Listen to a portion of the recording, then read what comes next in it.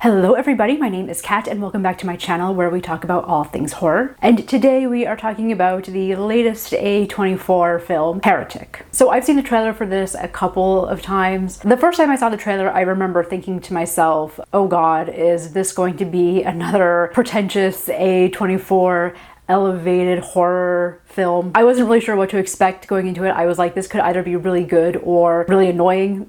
This is a film that is written and directed and produced by Beck and Woods, which is the same team that brought us the Quiet Place franchise. And the film stars Sophie Thatcher and Chloe East, who are these two Mormon girls that are going around and trying to talk to people about their religion, try to get people to convert to their religion. They live in Utah, and one day they knock on the door of Mr. Reed, who is played by Hugh Grant. He invites them into his house and you can tell right away that things just are not right. And while he seems like a somewhat charming old man at the start, things quickly become uncomfortable and then start to unravel from there. I'm going to be getting into spoilers for most of this video just because there are some things that happen towards the end of the second act, third act that I want to talk about. So this will be more of a spoiler discussion. However, I will just give my general thoughts right now. I actually enjoyed this film a lot more than I thought I was going to. I had a lot of fun with this movie, and one of the things that I liked most about it is that it's a film that's asking these very, to me at least, interesting, deep philosophical questions about religion and our beliefs in the world and what we choose to believe, and just the overall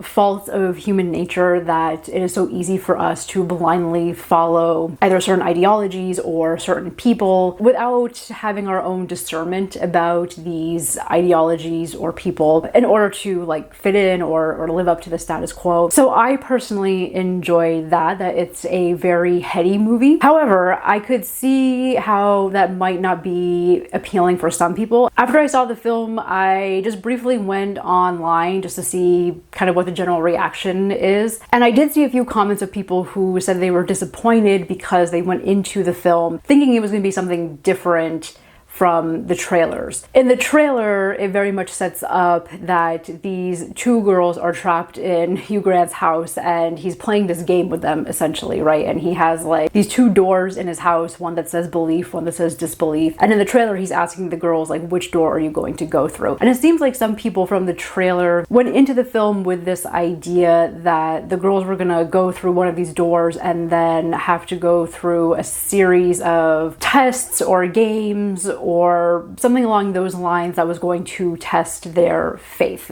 It seems like some people went into this film expecting it to be something like Cube or even Saw. And that's very much not what this movie is about. It is much more interested in these ideological debates rather than the gore. I mean, I don't even know if I would necessarily categorize this as a horror movie. I would really categorize this more as a psychological thriller. There's some gore here and there towards the end of the film, but it's not like Saw. It's not that kind of thing where the girls are going and playing these outrageous games. And if you're someone that you're not really into films that tend to be the slow burns with a lot of conversations and dialogue, I would probably say wait for this film to come on streaming and then watch it then. To me, this film just kind of feels like a bit of a toss-up. There's going to be a certain segment of the horror fandom that really likes what this film is doing, and there's going to be another segment that's probably going to find it a bit boring, a bit cliche. So that's my overall thoughts on it. I'm going to get more into the details now, so I will be getting into spoilers at this point. When people are talking about the positives of this film, the number one thing that people are talking about is the acting. And yes, the acting in this film is amazing. I loved Hugh Grant in this film. I know he has the reputation of being the romantic comedy guy, although I don't know if he's been in a romantic comedy in a while. Not my genre, don't know. But he's so good in this movie.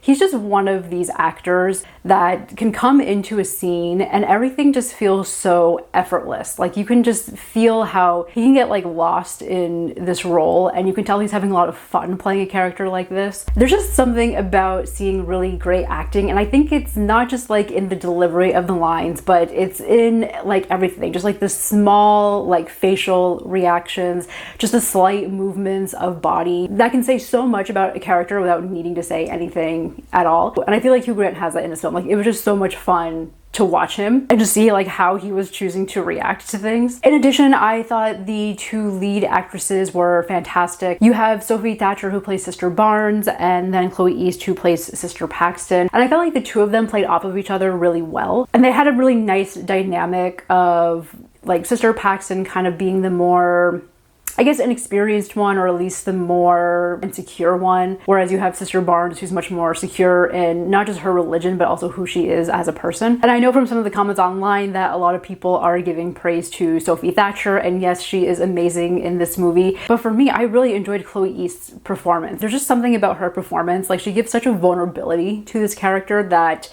makes you as the audience really empathize with her. The film starts and you have these two girls like sitting on a bench and talking about condoms and this porn that Sister Paxton accidentally stumbled upon. It's both like a funny way to start the film, but I think it also really highlighted these are young girls. They are a part of this religion. They are trying to live up to the standards that the church they're a part of has put upon them. But outside of that, they're still human beings with natural desires and natural curiosities. And with Sister Paxton's character, I feel like you can really see just, again, how insecure she feels about being in this religion. Like, yes, she is a believer, but she's also very aware that other people think that she's weird and they like make fun of her. And you see moments of people being very cruel to her as well. So you can definitely see her personal struggles and just her like desire to convert someone over to this religion because she hasn't done it yet. But there were just like moments where you would have all the characters together and you have Sister Paxton saying something to Hugh Grant, just trying so hard to be like charming and to convince this guy to join her religion. And there's just these little moments where she'll say something and then you can see it in her face that she kind of has that, like, you say something and then you immediately regret it because it just came out sounding like really cringy or just didn't come out the way that you intended it to. And you can just see that in these little micro reactions that Chloe East is giving, right? It's just that kind of like blinking of an eye or smirk or something, right? You can just tell. And I found that very endearing, and I thought that offered a really nice layer of vulnerability to this character. And so I was really happy by the end of the film when it kind of becomes her journey and her having to rely on her own personal faith to get out of this situation. In addition to the acting, again, I really enjoyed the philosophical questions that this film was asking. The whole conversation around all of these like world religions, and they're all kind of like iterations of themselves. They all have similar stories or similar deities with just like slight differences here and there. The question being like, well, how can you really claim that any of these is one true religion, or how can you really put all of your faith into a religion that is maybe just copying and pasting from other religions? I thought the idea of like iterations and copies of copies was interesting, and I think speaks to this larger trend, behavior, however you want to call it, in human nature, where yes, we do find ourselves within these cyclical patterns. Like he uses examples of music, right, where it's like you'll have a song from the 60s and then a song from the 90s will come out and have, you know, very similar chords and very similar structures, and then you have another song that comes out later that's extrapolating the very same chords, right? And how, you know, we can be part of one generation and have like one song or one movie or some piece of art that we claim as ours, and we're like, yes, this is like the best version of this. Meanwhile, you have people from other generations that are like, hold on, I already heard that song, I already saw that movie, I already read that book like a long time ago. This was part of my generation, and my version, my generation's version, is much better than yours. So I thought that was interesting, right? This idea that, you know, at the end of the day, nothing is really truly new. So how can you claim that something is better when it is just a version of something that came before it? Also asking questions around like, how can you put your faith into a religion that over the years has had revelations added to it or changes added to it? And then in connection to that, also tapping into things like you have these religious leaders that, you know, may put something in a book of worship or give a sermon or have some sort of message that ultimately benefits them and their own like personal behaviors. And so because humans are so flawed, like how can we really trust these religious texts or these religious words that they give out to the masses? I was just like sitting in a theater being like, yeah, you know, Hugh Grant, you're making some good points here. My absolute favorite moment was the game board scene when he's talking about the different popular religions, and he takes out like Monopoly, which is the most well-known board game, and he likens that to Christianity. And then the whole thing of like, well, before Monopoly, you had this game called, what is it, like Landlord or something from the 30s. That was actually the first one, but isn't as popular as regular Monopoly. And of course, he likens that game to Judaism. And then he brings out like the, I don't know, advanced deluxe Monopoly game, which is supposed to be representative of Islam. And then he talks about how you have derivative versions of these major religions, and he takes out the, what is it, the Bob Ross Monopoly game, and then he just says to the Mormon girls, and this is your religion. I was like, damn, these poor girls. That was such a great scene, and I loved the way that he delivered it, and I love that he was able to connect that to these larger themes around iterations and cycles, and yeah, how ultimately all of this does connect back to capitalism or consumerism in some way. And by the third act of the film, he talks about how, in his point of view, the real religion in the world is control. This idea that, again, people are just sheep and we blindly follow whatever it is that we think is going to make us popular, or we think is going to make us most happy, or we think is going to, you know, get us to heaven. And how there is control in religion, there's control in media, there's control in politics. And again, the way that he's presenting it and the way that he's like saying it, with this whole idea that people will turn a blind eye to things that they find are red flags or things that maybe don't resonate with them because it's just easier to follow along with the group or the trends. It felt very pertinent to today's times, especially being in the US and after we just had a very crazy election, and there being a lot of talk and discourse around this idea of kind of blindly following certain political leaders. And that's a conversation that's happening on both sides, I feel. And yeah, again, I think it connects to this other idea, which I've talked about in a lot of videos. And I keep seeing this theme coming up in movies, which I think is really fascinating. But yeah, we do live in a time, especially in a time of social media, and we see how people can fall for whatever it is that these snake oil salesmen tend to put out there. So Hugh Grant's giving this whole monologue about it, and again, I was just sitting in the theater being like, well, yeah, you kind of got a point. So while I was interested in the message and again the questions that the film was presenting, at this point when it gets to this idea of control, I will say this is probably like my least favorite part of the film. I was really into the film for like the first act, most of the second act. I feel like where it started to lose me a little bit is when you have the sisters down in the basement of his house, I think it is, and then he introduces this other character, this, you know, supposed prophet, and there's the whole thing of the prophet that eats the poison blueberry pie, and then she dies, and then Hugh Grant is like, oh, you're gonna witness a miracle, she's gonna come back alive, which she does, and then gives a message to the girls. But then you find out later that all of that was actually a ruse, and the girl that ate the pie did die, and then while the sisters were distracted and not looking, another woman came up through the trap door of this basement and dragged the dead body down there and then put herself there and made it seem like she was the one that was like coming back alive. Like the narrative started to feel a little convoluted. It was taking me out of the film a little bit because I was like, okay, you were having this woman come up through this trap door, and you really want me to believe that neither of the two girls that were also in the room like heard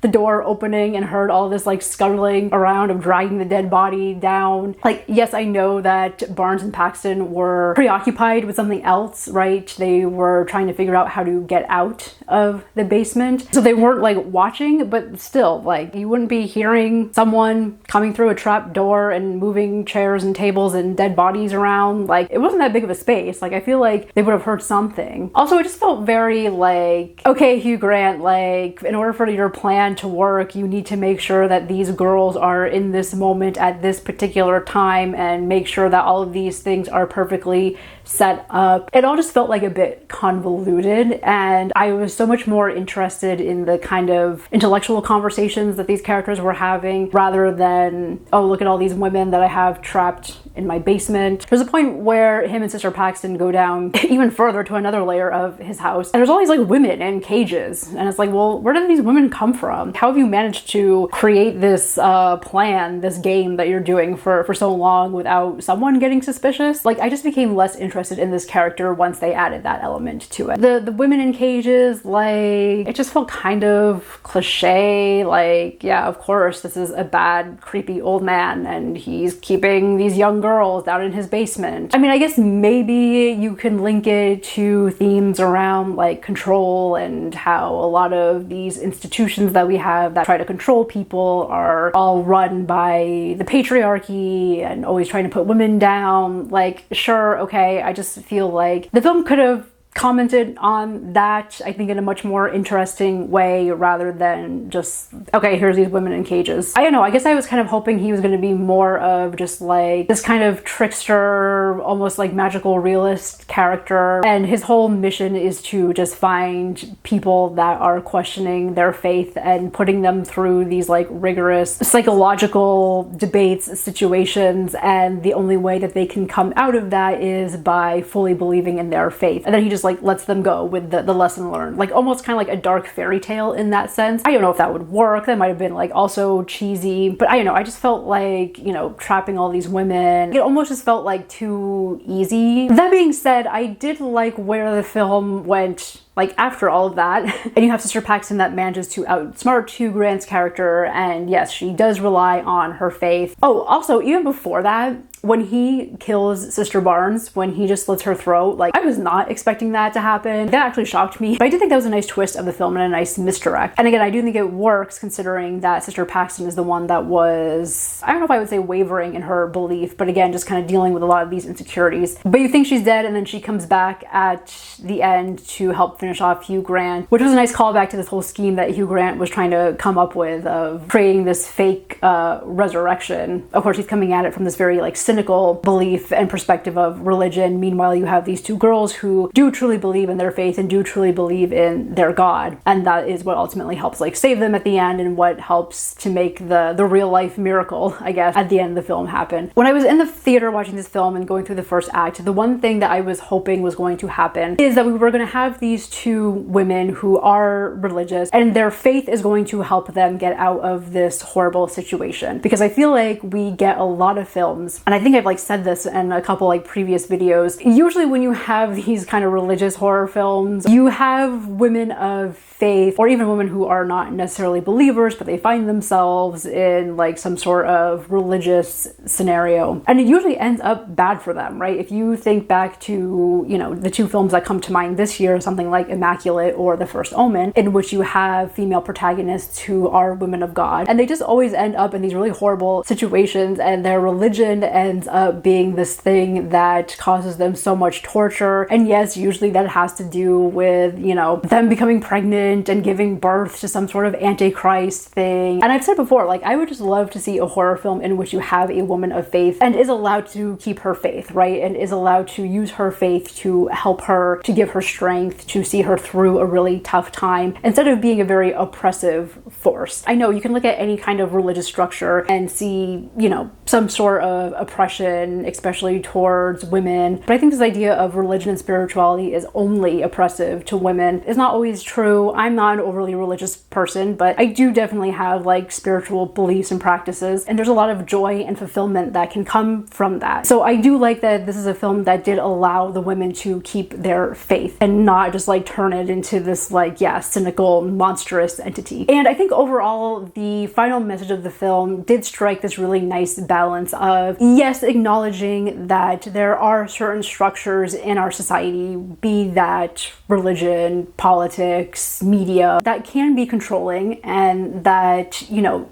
you can get swept away in them if you allow yourself to, and again, not have that sense of self or enough confidence to be able to see some of the red flags in things. But even though that does exist, that still doesn't mean that you can't find faith or joy within these structures. And again, I think it all comes back to this idea of having a sense of self and having like belief in yourself is like the true, like, I guess, religion at the end of the day. So I thought the film just struck a nice balance of, you know, admitting some of the dangers of these things, but also not trying to condemn it or take a completely like cynical approach. Just some other things that I liked about the film. I thought visually it was gorgeous. You get a lot of really nice like wide shots of Utah, which I think is where they filmed this, and it's very green and lush. And then when the girls get to Hugh Grant's house, there's a snowstorm that starts happening. And I really loved like the sound design with this too. Again, you're in this house, you can hear the wind howling, and you can hear like the creaking of the floors, or like the flickering of the candle wicks. So part of the film had a very like cozy feel to it. And then that shot at the end of the film